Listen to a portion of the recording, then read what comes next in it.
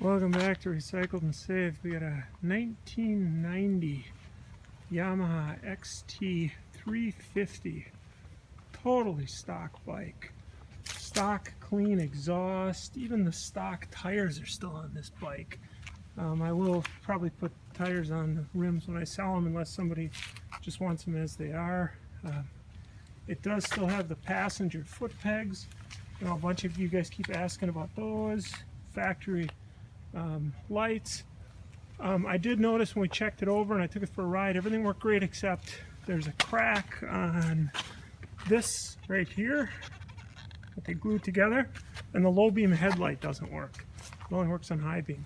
Other than that, everything on the bike works, is operational, starts, runs good. 17,539 miles. I just ran it before I unloaded it, so